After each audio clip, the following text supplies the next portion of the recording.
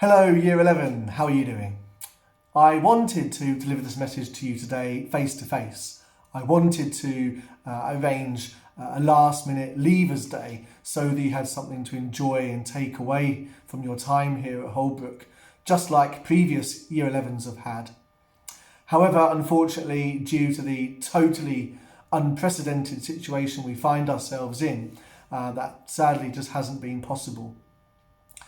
Right now, up and down the country, teenagers just like you find themselves in exactly the same boat as you, and no doubt sharing some of the same emotions that you've been feeling over the last 48 hours.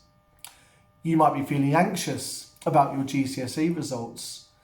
Where will they come from? How will they be calculated? And what impact will they have on your next steps?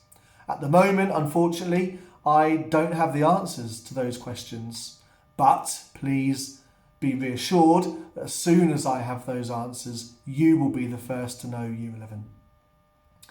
I've been here with you now for all 5 years that you've been here at Holbrook. I've seen you arrive in Year 7, keen, eager, very small, with huge rucksacks, much bigger than what you need, and yet still full to the brim. What with, I don't know. But I've seen you gradually grow and develop into the fine, young, upstanding young adults that we see arrive here every single day at Holbrook.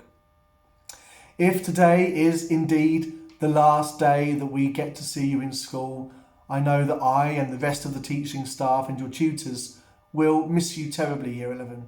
I know you might find that hard to believe, some of you, but it is true. There are things that we tend to take for granted in this job that I'm going to miss.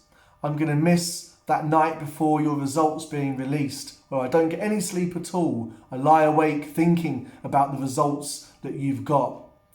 Then I'll miss results day itself. I'll miss seeing you come in ashen-faced and concerned looking, knowing full well what's in your envelopes and knowing full well that you have got those grades that you need ready to move on and succeed in the next step of your educational journey.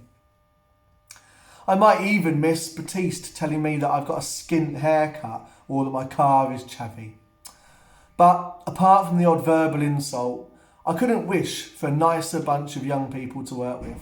I know that might sound like a cliche, but it's absolutely true. You guys are the reason that all teachers come here and do the jobs that we do.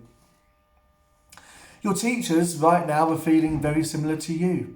Through talking to them, I've experienced the same sense of injustice and unfairness that you yourselves are feeling. They know how hard you've worked. They know how ready you are to smash those exams and to prove to everybody, least of all yourselves, exactly what you are capable of and what you could achieve. To have that taken away through no fault of your own is unfair. Now, we've chatted many times, Year 11, about your hopes, dreams, ambitions for the future. And I don't want this situation to define your school time here. I don't want it to have an impact on what you want to do, where you want to go in the future. Please don't let it. Instead, make the most of this opportunity. Please spend time with friends and loved ones as we move through these uncertain times.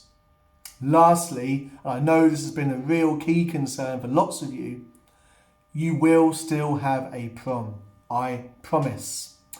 It doesn't matter whether we have to rebook the current venue, whether we find a different venue, whether we buy some gold and silver balloons and go crazy and decorate the school hall. You will have a prom. Please don't put your dresses and suits on eBay just yet, Year 11. I promise you, you're going to have the biggest, best party so far. You deserve that at least. So please, today, have a great day. Spend time with friends. Spend time with your teachers. Go and see them. Make sure you get to say your goodbyes to people that you want to see and say goodbye to. In the meantime, it's been an absolute pleasure. I wish you every single success in the future. Go out, enjoy it, smash it. You deserve it. Love you all.